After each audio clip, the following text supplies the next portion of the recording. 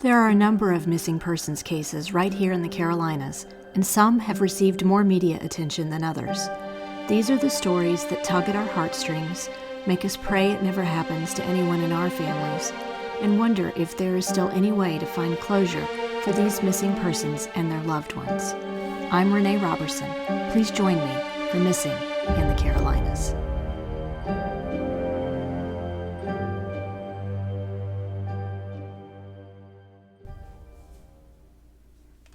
Episode 30, Missing and Murdered Indigenous Women and Girls in North Carolina, Part 2. Last week, I discussed several cases of Indigenous women and girls in the state of North Carolina who have either gone missing over the years or have been found murdered. Some of these cases have been solved, and some have not. If you haven't listened to that episode yet, I recommend you do so before listening to today's interview, as it will provide some context to my discussion with Crystal Cavalier-Keck, founder of Missing and Murdered Indigenous Women and Girls in North Carolina. Crystal is the co-founder of 7 Directions of Service with her husband. She is a citizen of the Occaneechi Band of the Saponi Nation in Burlington, North Carolina. She is the chair of the Environmental Justice Committee for the NAACP, a board member of the Haw River Assembly, and a member of the 2020 fall cohort of the Sierra Club's Gender Equity and Environment Program and Women's Earth Alliance Accelerator for grassroots women environmental leaders.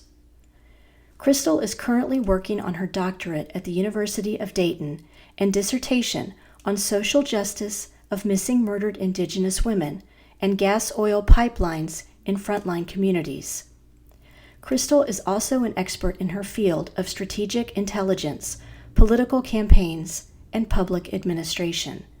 She has conducted training along and around the East Coast on coordinated tribal community response for emergency management through natural, cyber, or man-made disasters. Welcome, Crystal, and thank you so much for joining us today. Oh, thank you so much. Meku, Mikuruminchin, Kiyohe, Naha Pipi say me my Crystal, me my Okanichi Saponi Watiwa. So that was just a traditional greeting saying thank you. You know, I'm Okanichi Saponi and you're welcome here. Thank you so much.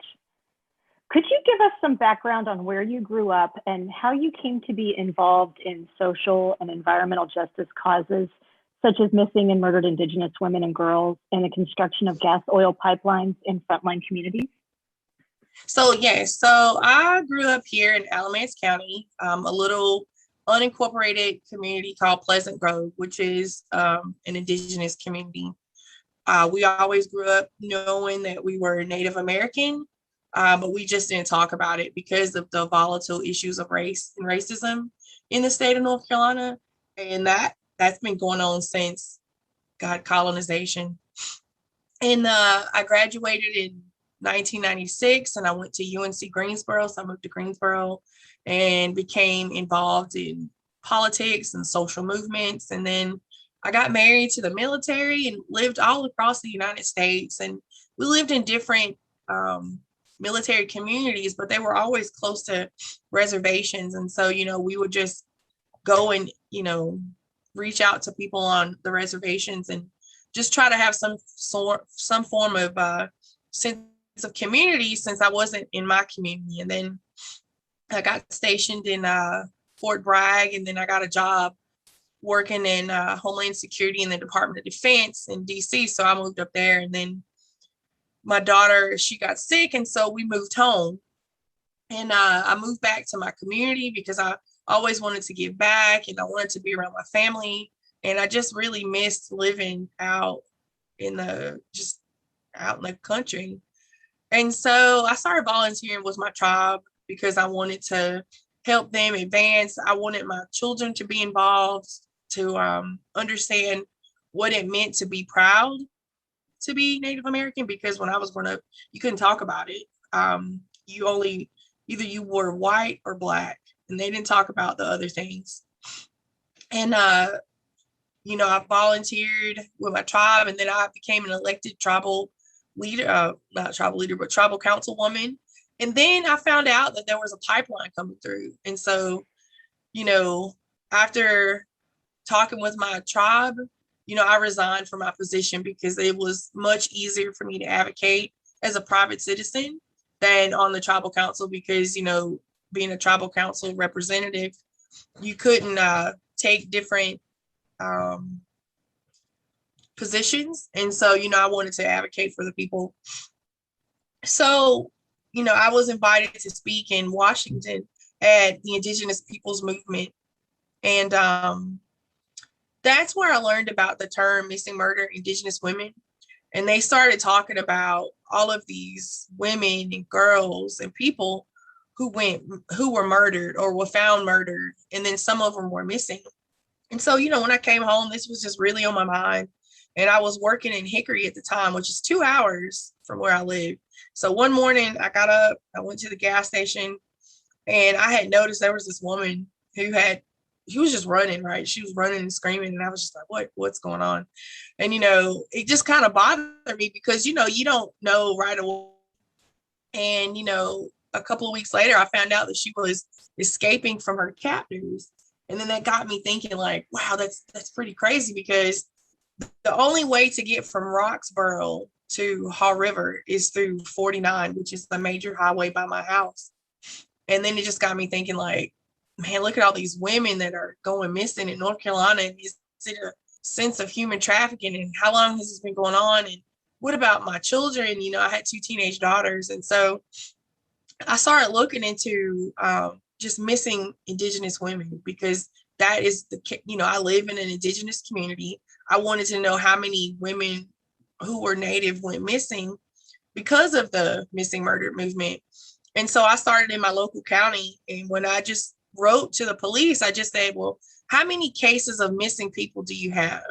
And they didn't have many. And then I said, well, how many cases of Native American incidents do you have? And out of 200,000 pieces of data going back to 2008, they only had 81 cases of anything that identified Native Americans, whether that was a DUI or an arrest or rape or any type of crime. They only had 81 pieces of information. So I was like, wow, that's kind of scary because at that time, North Carolina was the largest tribal population east of the Mississippi. And I was just like, that's kind of insane. And you have a Native American tribe in your county. So that just makes me think that the data is skewed. And so I started looking into it and I started going to different communities. And then I found out about 3 cases in Robeson County, which was Rhonda Jones, Megan Oxidine, and Christina Bennett. And those 3 cases are unsolved murders. And they didn't even classify them as murders. They classified them as suspicious deaths. And so I met with the families of those women to just try to learn about those cases because, again, I was just like, wow, this is crazy. What is going on? And then, I had knew about Faith Hedgepeth in Chapel Hill. And those were the 4 cases that I knew of. But as I started to go to Robeson County and look at the community, there were a lot more women who were missing and not a lot of people outside of Robeson County or the Lumbee area knew that those women were missing. So then I started to just dive deep in and I started to ask around to the different tribal communities, like up at the Eastern Band of Cherokee and the Qualla boundary.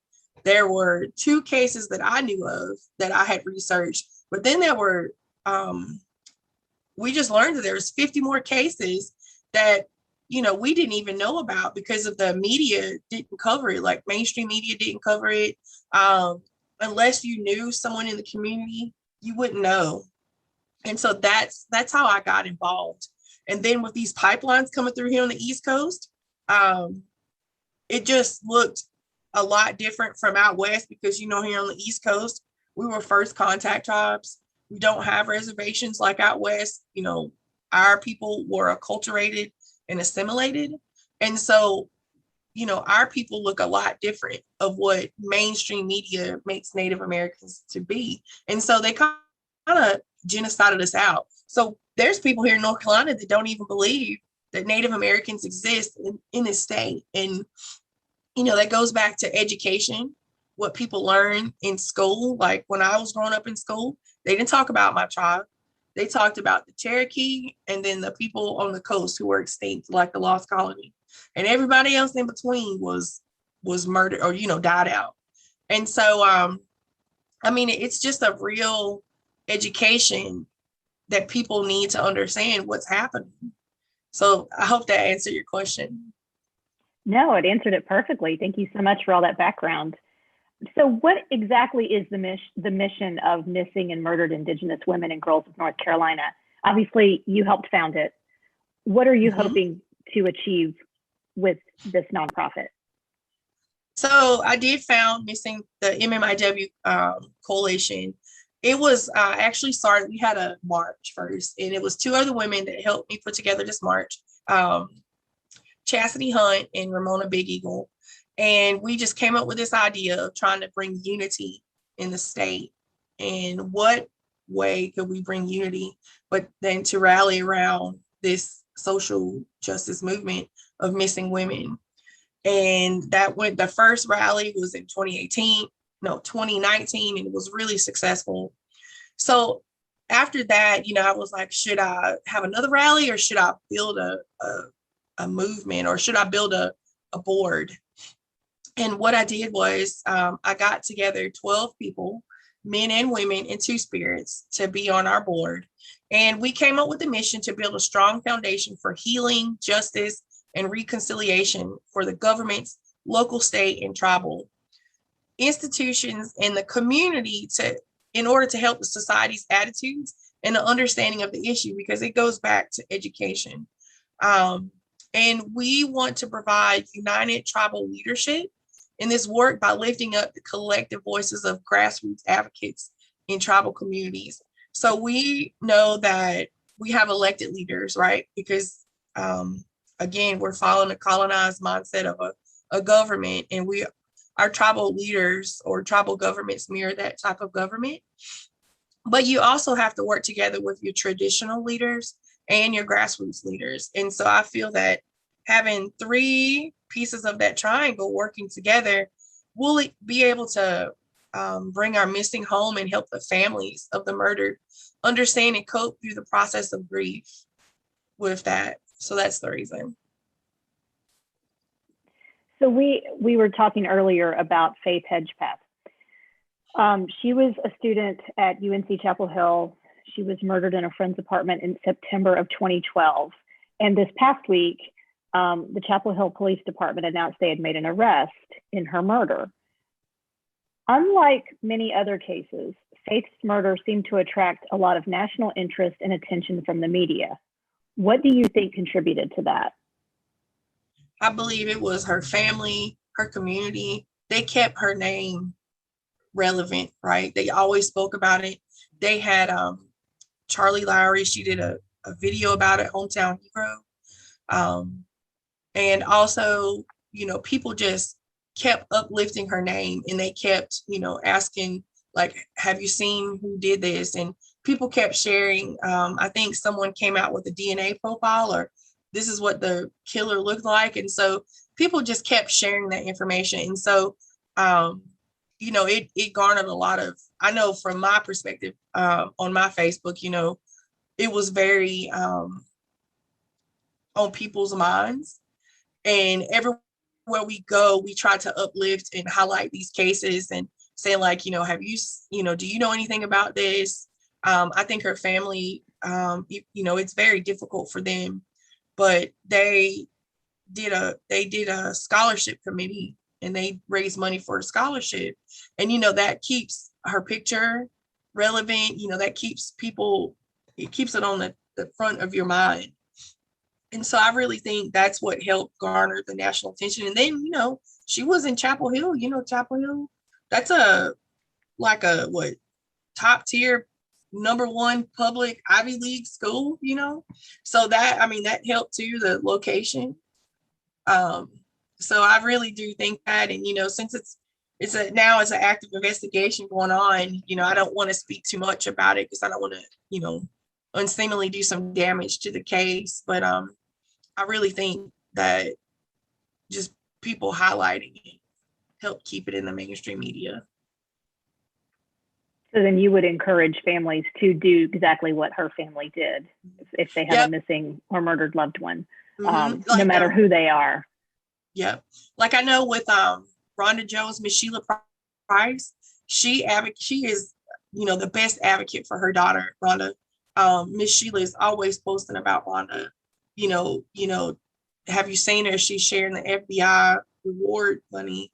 And they're keeping it relevant and they're keeping it in the news. Like every time Miss Sheila goes out and talks, she talks about Rhonda. They have walks down in Robeson County, and they always have pictures up. And so we try to help direct media to her so she can get her voice out there on behalf of Rhonda and Miss Sheila's family.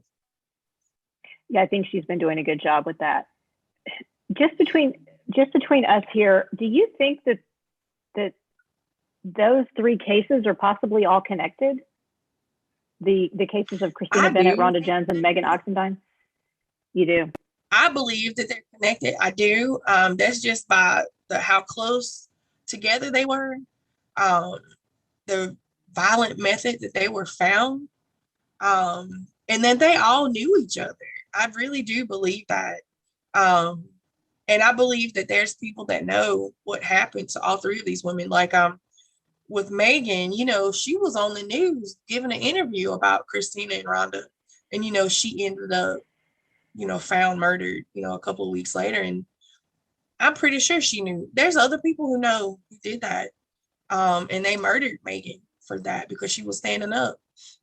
And I think they're connected. And I really think that I'm not going to tell you what I think because I don't want to get into slander, but I think that the police know more than what they're letting on. And I think that there's some type of involvement, right? Like, I really think it's a cover up because there's things like in one of the cases, I can't remember, I think it might be Christina's case, that there was a blanket that the body was wrapped in and that blanket was thrown out. And that's on the autopsy report. So like, I don't know, like, why would you throw a blanket out that had DNA on it or something? Like, that's crazy. Like, why would you do that? Lost evidence. Mm-hmm. Yeah, those are three very interesting cases. I'm going to do a little bit more in this episode. I'm going to talk a little bit more about the details of those cases too. So thank you for addressing that. Mm-hmm. So your organization has created and maintained a comprehensive database with data and information about missing and murdered people in Native American communities. Why did you feel a separate database needs to be created for this? So I believe that a separate database is needed to be created. One, because there's no database that tracks it. There's no database at all that tracks Native American people who have been murdered in the state of North Carolina. There is a NamUs database, but that's housed, I think, in Texas somewhere. And when I reached out to the State Bureau of Investigator, I talked to this one gentleman who was the SBI lead for human trafficking, but he's since retired. And, I was asking him, like, why is there not a database? And he was like, well, there's a database. And when I looked at it, it wasn't up to date. It was input by the counties and they input the information and it's not real-time information. It lags. If they feel like doing it, they can. It's just not like an instant, right? Because, when you're having to do statistics and data analysis, you want real-time information and, 2 or 3 years old data. That's just not really good. But a database for that, I just feel that it helps our tribal communities. One, because we are Native American. We've been erased for so long and paper genocided out that we need to be relevant and back in the forefront of things. They have statistics on Asians, whites, and Blacks and Hispanics, but they don't have data on us. And that's the one thing that I've noticed throughout the whole country is they don't have comprehensive data about this. They have estimates, but you can't make hard facts on estimates. Also the education level about it. And, you know, I can't even tell you why they don't do that. They don't even track. I tell you one thing. So misclassification is a huge problem. So you're either classified as white, black, or Hispanic, according to the police. And so that was one of the disparities that I found here, that they labeled people wrong. And just a personal example, my mom and I went to the police. So I went to the police station first to get fingerprints for a job that I had to complete. So the guy didn't ask me what my race was at that time. I had jet black hair. It was in the winter, so I was lighter. And he classified me as white. And I was like, well, how did he do that? Like, for sure, I don't have white features, but okay. So then a couple of weeks later, now my mom is lighter than me and her hair texture is different. It's straight and fine. He classified her as black, and it's because she just had a large nose. And I was like, I just asked him, like, how'd you come up with that? Like, you didn't look at her license, you didn't ask us, none of that stuff. How'd you come up with that? And he just was saying it was just what he thought. And it just got me thinking, like, well, that's crazy. So I went to the Mebane police, and I spoke to the Mebane police chief, and I asked him, like, is there a standard operating procedure that you guys follow for how you classify people? And he said no. And it's they follow like the North Carolina General Assembly, or like a statewide standard operating procedure. And there's no procedure about how to classify people without asking them. And sometimes they just don't want to ask you. They just rather guess or assume. And so with that, can you imagine finding like a Jane Doe on the side of the road, and she doesn't have a license, and you're misclassifying her? Because what a light-skinned person, or a light-skinned person looks like to you may be something totally different to somebody else. And that just keeps people from not being able to find their loved ones. So I think classifying people properly, and then just highlighting the fact that they, classify white people in the database. So yeah. It's very subjective. That reminds me of that case, and I think it was out in Mebane, of that little boy that was found deceased under a billboard, and he was unidentified for many, many years. They thought he was Hispanic, and it turned out he was Asian. Yeah. And they didn't even connect that his mother had been found in South Carolina. I think she might have been classified as something else. So that kept them from being identified for many, many, many years, because they were Jane Does. Yeah. So yeah, it's very subjective. It's a problem. I understand that. I personally am Hispanic, but my daughter has blonde hair and green eyes. So we are constantly having these discussions where she's like, I don't know how to classify myself because my mother is Hispanic, but my father wasn't. And it's, if someone didn't know how to identify me or her, it could cause all kinds of confusion. Right.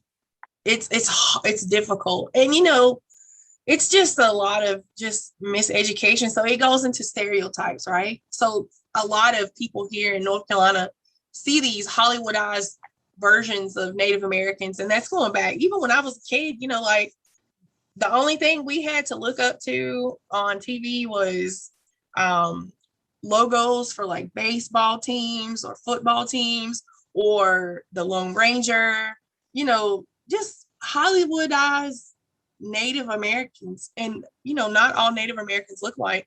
There's different tribes. You have tribes that are at the northern border and ones at the southern border, and they all look very different. Like a lot of tribes out west, southwest, like close to the Dene, they are often misclassified as Hispanic when they're actually Dene.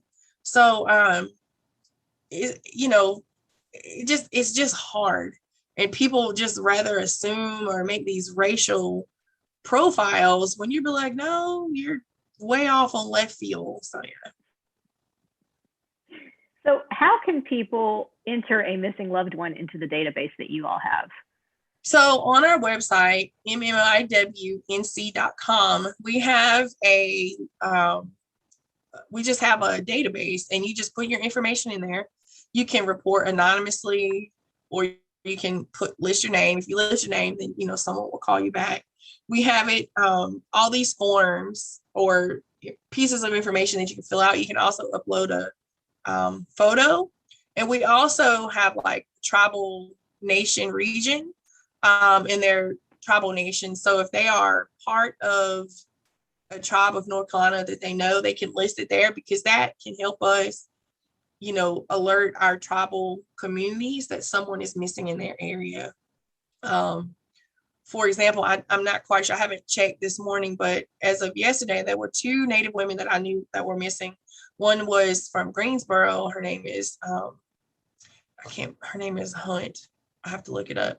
And then the second young woman was from Robeson County. So I can look that up and give that information to you.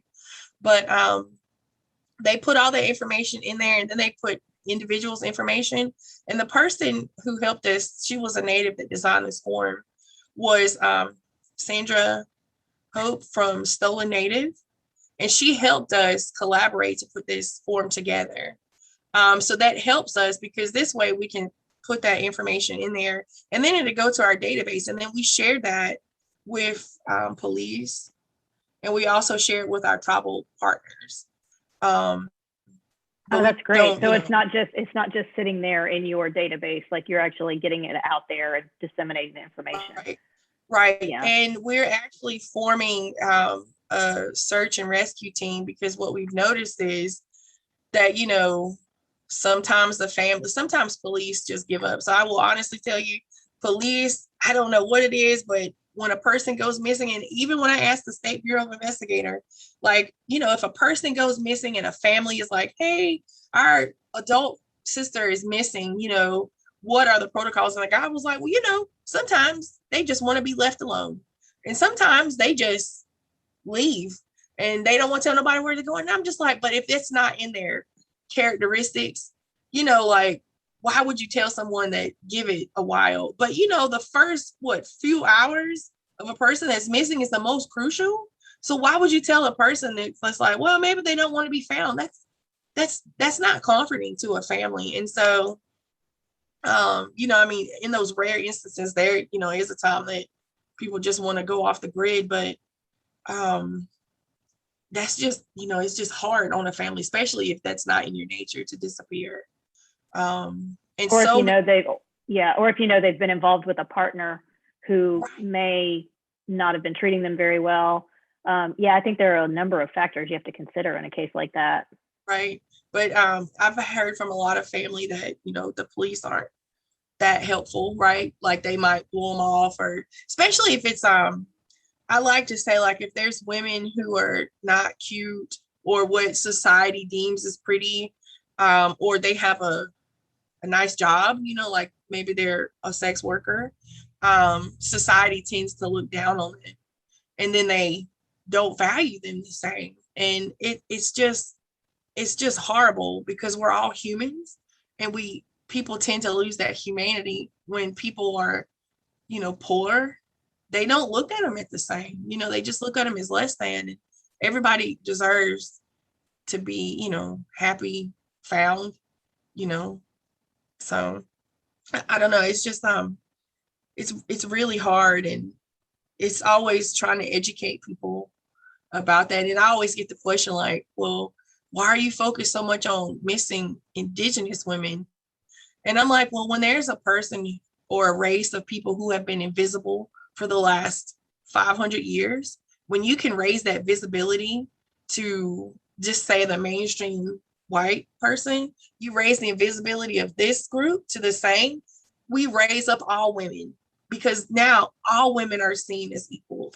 But again, it's a lot of stereotypes. A lot of Halloween is coming up, so a lot of women dress up as like the Pocahontas or Pocahontas. That, again, that is fantasizing and sexualizing women, especially Native women, because now you have some of these men who just think that Native women are exotic, and then they can view them as less than, and then they do all sorts of horrible things to them. Like there were 2 women that were raped and murdered in a hotel room in I think it was in Kentucky, and they just fetishize those women, and it's just horrible. So I always try to educate people about like, hey, let's not wear regalia or try to make a race sexy, because some people are just, I don't know, sick. Yep, it can give people ideas they don't need to get, right? Mm-hmm. So how can people support your organization? They can volunteer. You can reach out to us like any way they want to do, like volunteering. Maybe have us come and talk to your community about Indigenous people, especially North Carolina.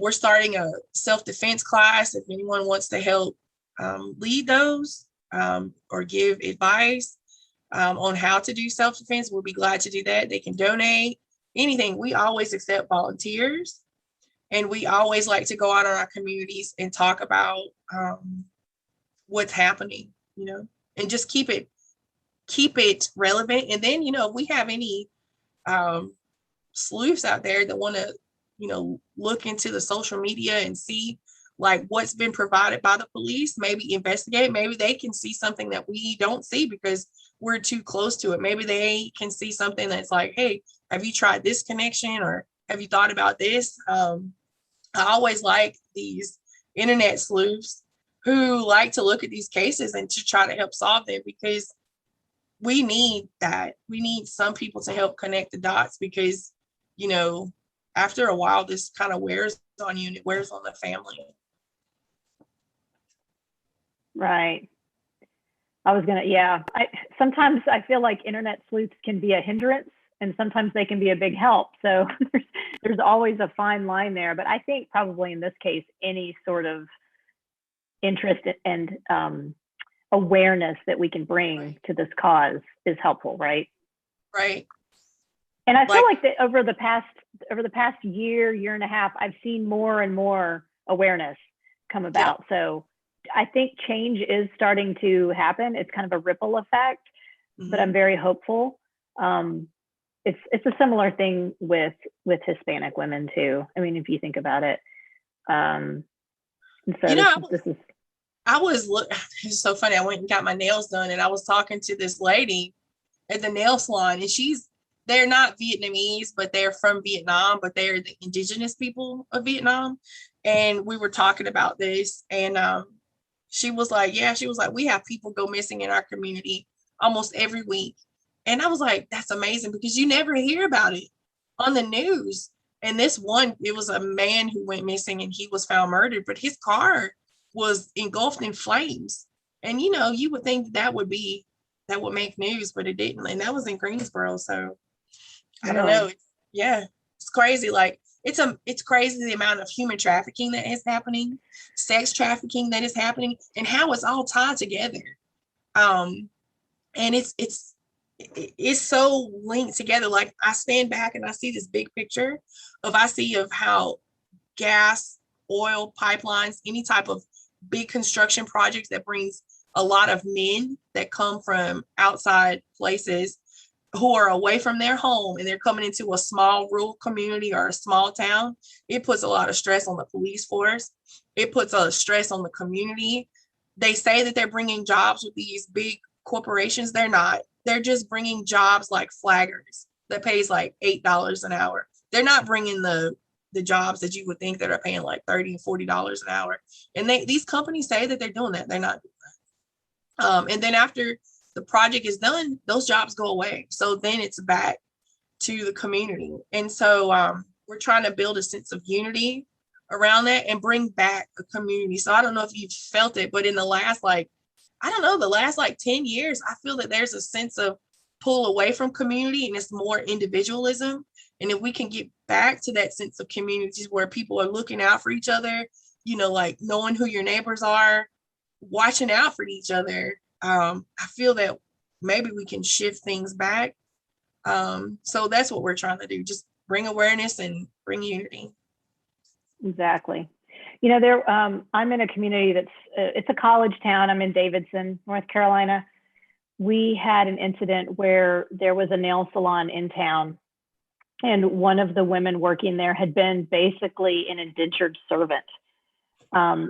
And because she was undocumented, the owner of the salon was forcing her to do all this labor for free, torturing her. I mean, there was some physical abuse going on. And people in my community were so shocked when that happened, because they thought, oh, this doesn't happen here, but it can happen right in front of you. And I think that the lesson that a lot of us took from that is, if you see something going on that you think isn't right, and once our police department was alerted to it, they went right in and figured out what was going on, arrested the people involved. But I think it's important to speak out if you see something that you think is not right, especially in a setting like that. The poor woman had been working there for over a year with no pay. People had seen her being abused in the salon and hadn't said anything. Wow. It was terrible. Yeah, it was terrible. So I think, one of the other things is that we have to be willing to put ourselves out on the line if we see something that is wrong, that we don't agree with, that we think needs to be reported, because right. You just never know, right? You're exactly right. Exactly right. Well, thank you so much for this today, Crystal. I enjoyed talking with you. I enjoyed learning more about this. I think our listeners are really going to appreciate this information. And I'm sure there's going to be some sleuths out there that go digging in to see what they can figure out. I know you've also got a list of people that missing and murdered women on your site too, right? That you're trying to bring awareness to their cases. Right. So I encourage people to go check that out. They can find us on Facebook too. The pictures on the site are very small, but if you look on our Facebook page, it's the same, MMIWNC. You can see those pictures a lot bigger, and it gives you information about their cases and stuff. Okay, I'll link to that site. I'll link to the Facebook page in our show notes so that everybody can see that. And I think that's all I had today. Great. So I just want to thank you once again. I hope you enjoyed this interview with Crystal Cavalier-Keck and the important work the nonprofit she founded is doing in the North Carolina Native American communities. This brings us to the conclusion of this episode of Missing in the Carolinas. Be sure to subscribe or follow the show wherever you listen to your podcasts, so you'll be the first to know when new episodes are available. If you enjoyed this episode, please do me a favor and give it a 5-star rating wherever you listen to your podcasts. We're also now on Instagram, Facebook, and YouTube, so please like our pages and get started on a discussion of the missing people profiled on the show. Do you know of a missing persons case in North or South Carolina that you think should be covered? Email me at missinginthecarolinas@gmail.com with any details you can share. Cover art for this podcast was designed by Mackinstosh Multimedia. All episodes are researched and written by me, Renee Roberson, with sound editing provided by Mia Roberson. Thanks so much for listening.